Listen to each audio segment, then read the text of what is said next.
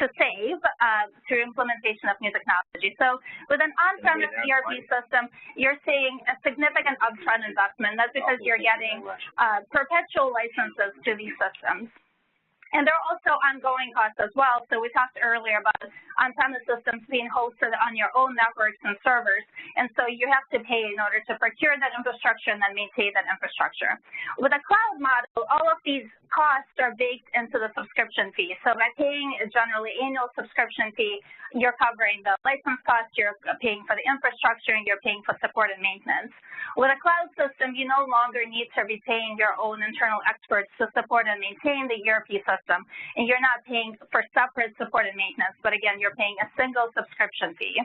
Now, an interesting fact is that costs tend to converge for an on-premise ERP system and the cloud ERP system over 10 years. And I think one of the things that's attractive about the cloud ERP system is that even though ultimately over 10 years you might have gotten to the same price point, you're unlikely to stay with the same cloud ERP system for that long. But beware hidden costs. And those hidden costs come through compliance and some of the control that you're giving up when you're going to the cloud ERP system. So when the ERP system was sitting on your own servers and networks, you had full control over these systems. Now, by going to the cloud, you're relying on the provider for compliance reporting. You're going to have to perform audits. There are additional complexities with e-discovery, so you'll be relying on a cloud provider for that. So there's some hidden costs that you should be aware of with respect to that. And of course, data security, which both Brad and Linda already mentioned earlier today. Again, you're giving up control of data security.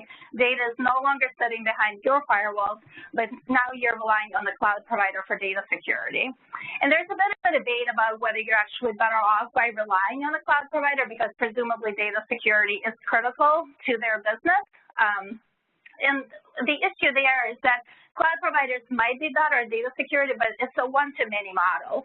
And so this data security model that works for most of the organizations and most of the clients that are using that offering may not work for you if you're in a regulated industry or if you're particularly sensitive with respect to data security. And next, customizations, updates, and performance. So again, cloud ERP is a one-to-many model, so everything from the development roadmap to how the system is supported and maintained, it's all done consistent for all of their customers. So you have a lot less control over the updates. If you're in a tax space, your updates might be coming out during the tax season, which is when you do not want them to come out. If you're in a retail space, holiday season is when you don't want to see those updates. So that's something that you're going to need to manage too with cloud ERP. And then similarly for customizations, again, very little flexibility for you to customize the solution. With performance, you're relying on the SLAs, you're relying on the cloud provider for support and maintenance, and we'll see how this plays out in the contracts. So where does this lead us? Well, you can probably guess from the topic of this presentation is that generally organizations are moving from the on-premise ERP system to the cloud. So by next year, the number of organizations that are going to stay and continue to pursue the on-prem ERP strategy is going to go down to 11%, according to industry analysts, and that number currently sits somewhere around 38%. By 2020, you can see this trend continuing. So 40% of large organizations will have at least 60% of their ERP applications on the cloud. And then 7 years out, by 2025, you're seeing, again, the trend continue where half of the organizations are implementing the SaaS strategy now with respect to their core ERP. And one of the things that I'd like to mention here is that it's not going to be a switch where all of your on-premise ERP workload is shifting over to the cloud. A lot of the organizations, and maybe this is something you're seeing as well, are pursuing what's called a hybrid strategy. So there you're retaining some of the scope on premises, and maybe that's because you have already invested a lot in that particular solution. Remember, we talked about high upfront costs. Or you might have particular sensitivities with respect to data security. Maybe you need that data to sit on your firewall. So you can retain some of that scope on premises and then move other scopes to cloud ERP systems. So that's what we refer to as the hybrid model. And let me just pause here. Are there any questions or comments thus far? Great. All right, let's keep going. So let's dive into cloud ERP contracts and the issues that they present. And there are generally two buckets of issues. One is the bucket of issues that are for those of you who work on on-premise ERP deals. These are the same issues that are now being carried over into cloud ERP. And then there's some new issues that cloud ERP systems raise. So first, let's talk about issues that are the same for on-premise and for cloud ERP systems, and that's use and users. So, of course, you want your employees to be able to log into your cloud ERP system, but you need to consider the broader use of that system. So consider your broader enterprise. Are there third-party contractors? Are there third-party consultants that also need to access that system? And also consider your broader enterprise as well, maybe your supply chain. Are your suppliers needing to either use or benefit from the cloud ERP system? And what about your customers? Are they going to be logging in? Are they somehow connecting through other systems perhaps that are on the back end going in through SAP, or I'm sorry, from an ERP system? And I'll talk about SAP in a second. You also want to think about acquired businesses and divested businesses. So with respect to acquisitions, if you're looking to buy a business, of course you will want that business to run on the same platform as the rest of your organization. And so you need the right for acquired businesses to use your cloud ERP system.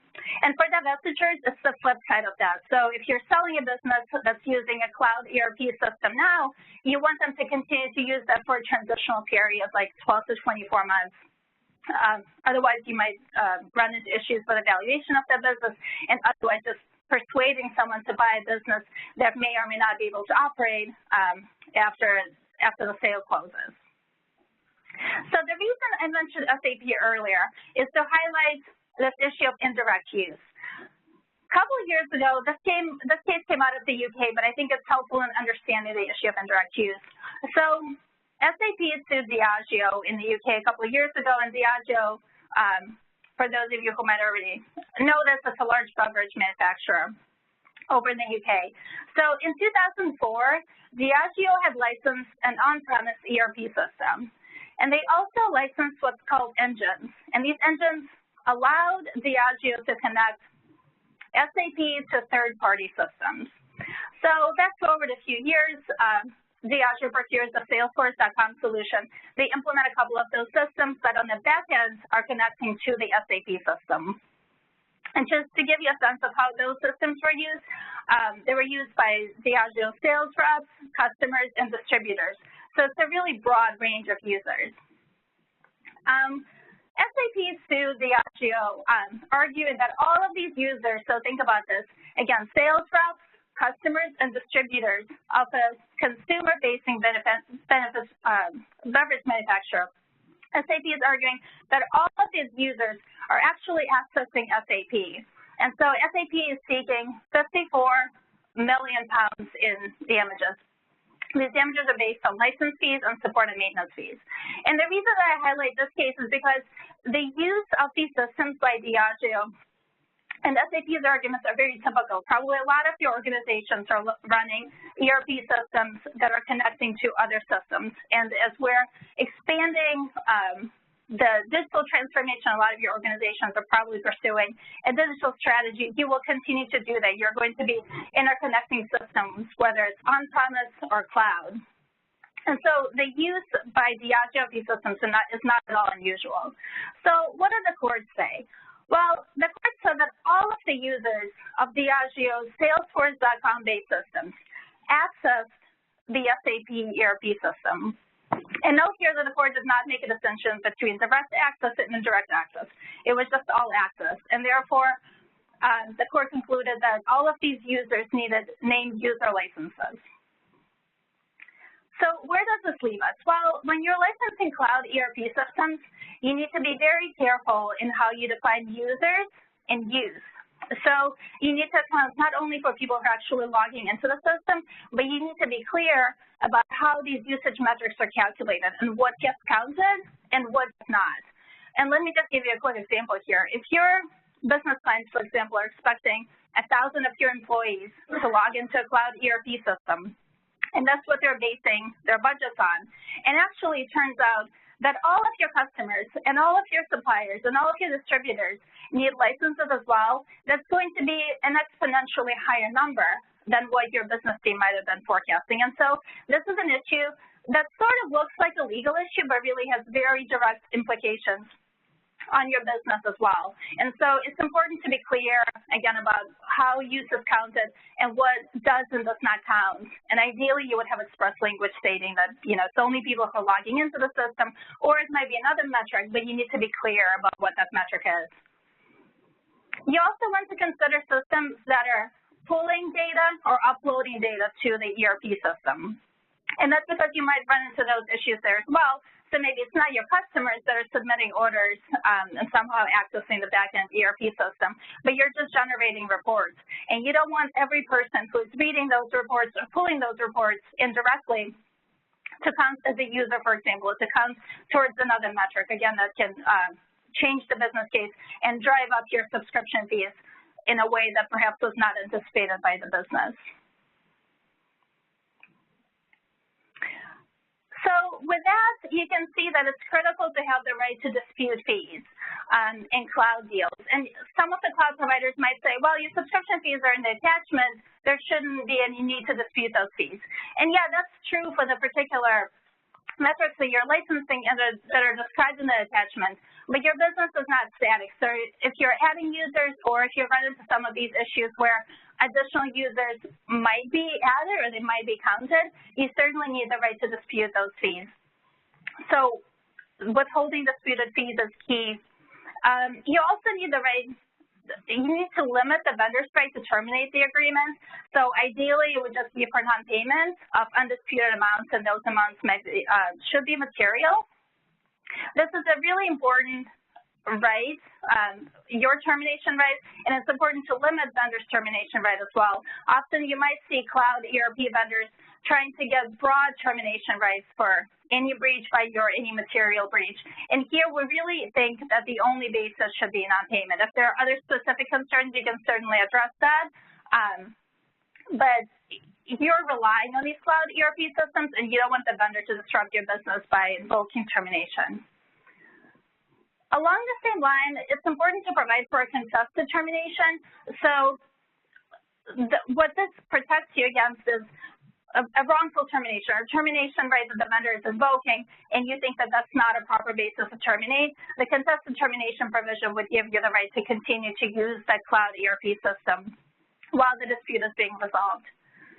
And you also need ramp down rights or disengagement rights.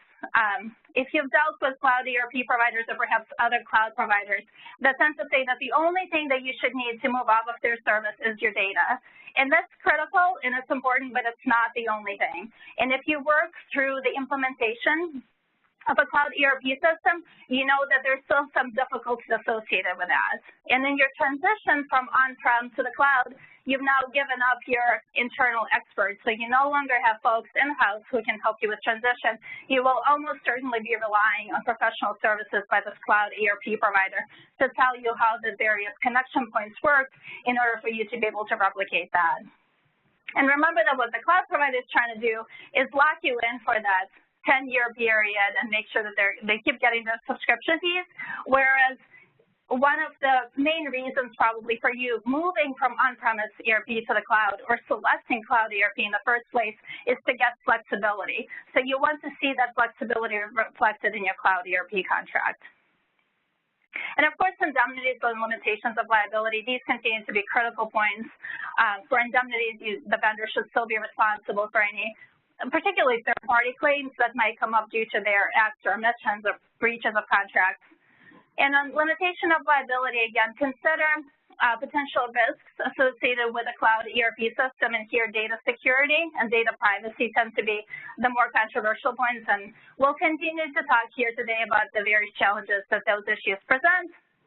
But do consider if you've got European data there, obviously much exposure there with respect to the GDPR as that's coming out in Europe. Some of the other unique issues now on the cloud ERP side, I mentioned earlier that providers tend to tell you that the only thing that you will need in order to move from their cloud ERP system to replacement is the data. And that's not the only thing, but you do need your data.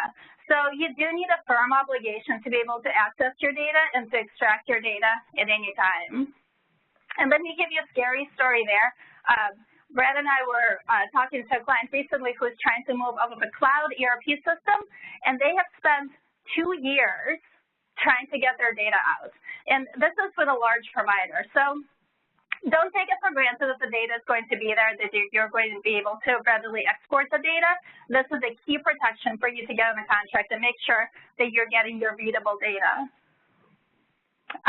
Next, your right to continue to use the service during this engagement. So again, you can see the theme here is getting protections in order for you to be able to leave if you need to.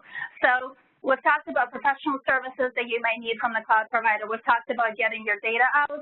You also need the right to continue to use the system as you're transitioning off of it. So you can't just turn it off and expect that another system will pop up. So you need some period, whether it's 12 months or 24 months, but work with your clients, your technical teams, your business teams to realistically come up with a scenario of, if you're terminating or the vendor is terminating you, how long would you need in order to move off of the cloud ERP system? And now we'll take a pause from talking about bad things for a second and talk about something positive, which is renewal. You, of course, want the right to renew as well. If things are going well, you want the right to continue to use the services on the same terms. And the watch out there is sometimes cloud ERP providers say, that's great, I want the right to opt out of that renewal if I need to. And at some point, that's probably fair, but you need to be very careful. And again, you need to understand when the provider can opt out of renewal if you've got an evergreen contract. Updates.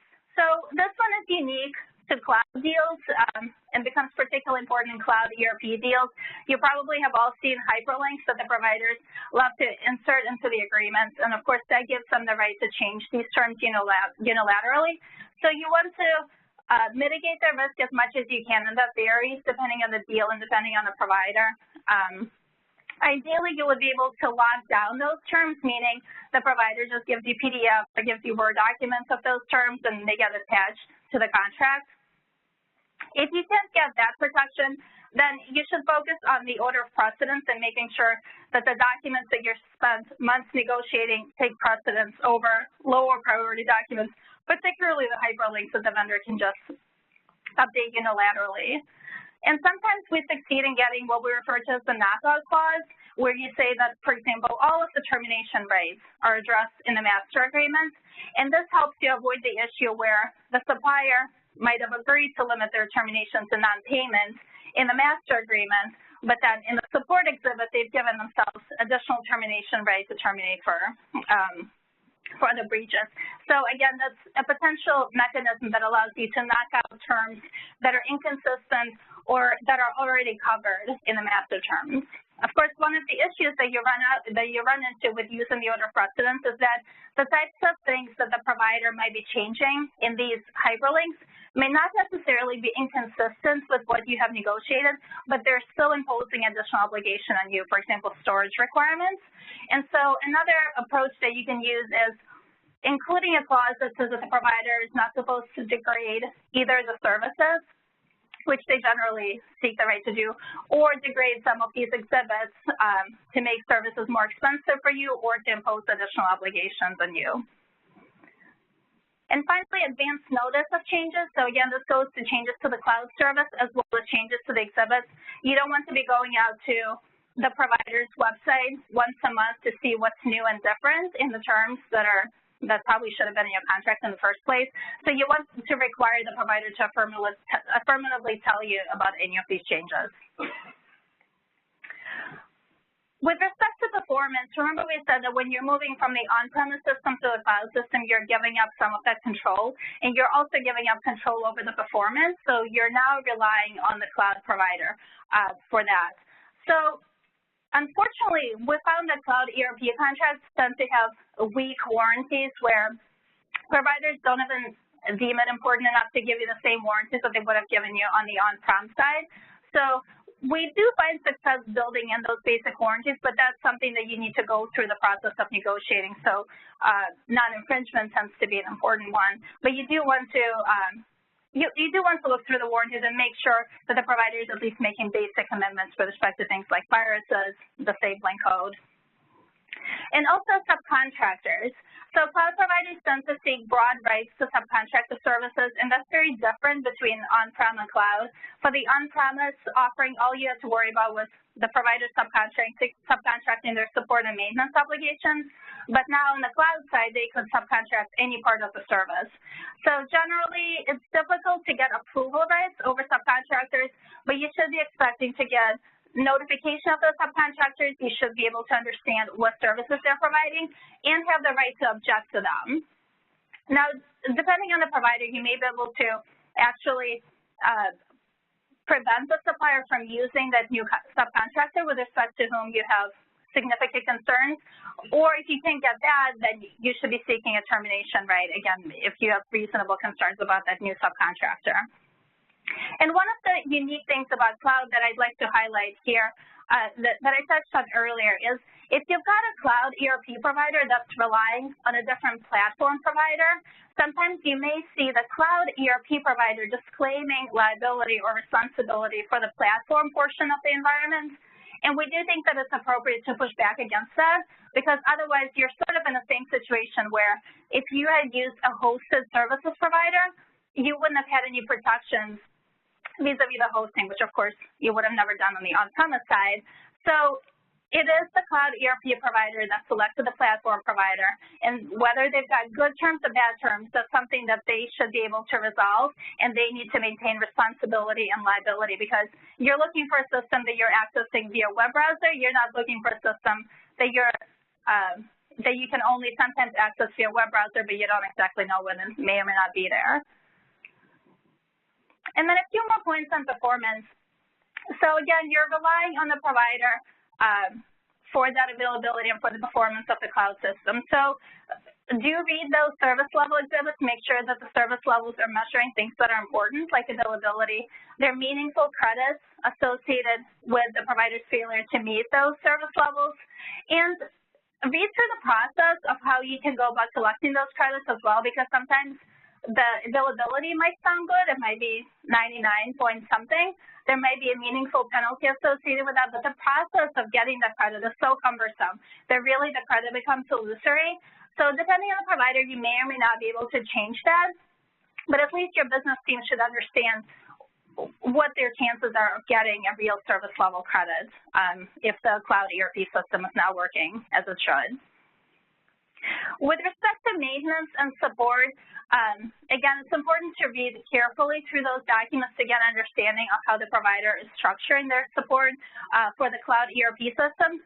There might be different levels of support, and so depending on how critical that particular system is to your business, you may need to upgrade to a higher level of support in order to get the protections that you need. And watch out for suspension rights. So this is a new issue that you're seeing in cloud ERP systems that you did not have with on-prem. So generally, providers do insist on suspension rights, but you can limit those, and you should be limiting those to things that truly require suspension, like security issues. You do want to make sure that you're getting notice, you're getting an opportunity to cure, and that the provider is obligated to reinstate the services as soon as the basis for suspension has been resolved. And finally, I agree with Linda, who said we can't get through a presentation today without mentioning data security and data protection, so I will follow that trend. So data protection and compliance, of course, are key in cloud ERP systems. You're relying on the vendors for their audits and for their ISO certifications. And there are just a few watch-outs that are unique to cloud ERP deals. Derived data and aggregated data. In almost every form of a cloud ERP agreement, we're seeing providers trying to get rights not only to data about your usage of the service, but your actual business data. And if you're hosting a critical cloud ERP system, that means that the provider will potentially have access to all of your business data. And data is valuable. So you do need to carefully review that provision. Ideally, you would limit the provider's right to use derived data only to the technical usage data, not to the actual business data that you're processing or storing in the cloud. Understanding data locations is critical. Sometimes providers will say things like, I'll tell you where the data centers are, but I won't say anything else. Well, you need to understand where data is actually stored and processed. Again, Russia and China, you probably don't want your data to end up there for a number of reasons. And finally, vendors' compliance with laws. It's important for the cloud ERP provider to make commitments to give your reps and warranties about compliance with laws and to give you appropriate indemnities, because, again, they're providing the entire service, right? And they're handling your data. They're responsible for data security. And they may be exposing you to claims that you would not otherwise have seen if you had not been using their cloud ERP system. So a broad compliance with laws rep with an indemnity is key in your ERP contracts. We've included here a checklist of things that we suggest you consider in cloud ERP deals. Please read through that, and I'd like to take a few minutes to take any questions, if there are any. All right, great. Well, oh, yes, Bob. What do you think is an appropriate interaction? What do you think is an appropriate interaction between the customer and the cloud service provider in the case of a data breach, where the customer continues to be responsible for responding to the data breach, but they need access somehow to what happened in order to be able to say anything or to respond to the regulators? How is that taken care of in these contracts? Yeah, and that's a great question. Thanks, Bob. So you do want to make sure that you're contractually obligating the provider to essentially give you the same information that you would need in order to provide notices to customers and to do that timely. And a challenge that we often see with cloud ERP providers and say things like, well, I'll give you notice to the extent required by law, or I'll give you notice within the timelines required by law. And we strongly recommend that you get data privacy folks involved, because there are a lot of complexities associated with that, depending on whether you're dealing with the U.S. or if you're dealing with Europe. There are certain laws that do apply to cloud ERP providers or the processors in those instances, but many of them do not. Many of you apply only to you as a customer. And so then you are relying on contractual provisions where the provider is telling you that the data breach has occurred. But one thing that we have found important to negotiate is an obligation for the cloud ERP provider to not communicate with the customers, because the last thing you want is, if you're in a customer-facing business, you do not want your cloud ERP provider to be telling your customers that there's been a data breach. You need to control that message. There are many other things that go into you determining what goes into the notices, crafting those notices. So you do want to carefully think through all of those things and impose affirmative obligations on the provider to do something, as well as those prohibiting the provider from doing certain things like communicating with your customers. Yes. And thank you. With regards to security breach, the notice requirements and any follow-through not just being based on a general security breach, but in particular the breach of the security terms the vendor provides.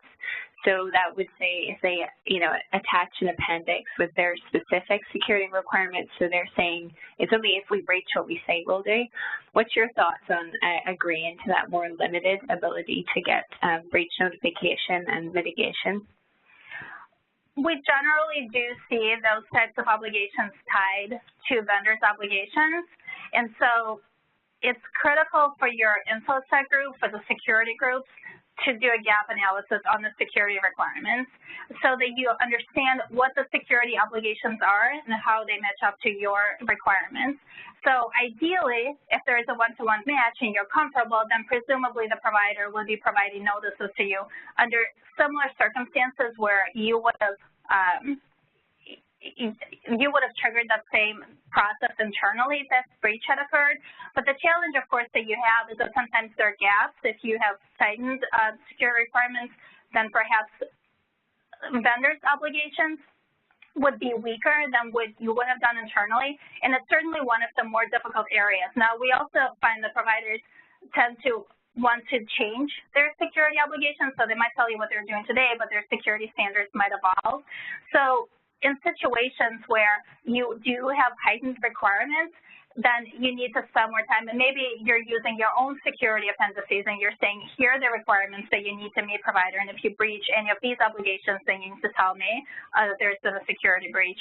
And then defining a security breach as well. Sometimes you can, yes, it can be based on the supplier failing to meet their obligations, but you can also include a broad definition of a security breach where, for example, any unauthorized access to the data would trigger a notification requirement, regardless of whether it happened because the provider failed to do something. So that is a concern. We do see that, and that's an issue that you can address both through defining security breach and working closely on those security exhibits to understand what those requirements are.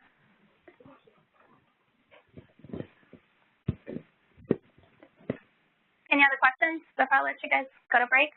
Great. Thanks so much, everyone.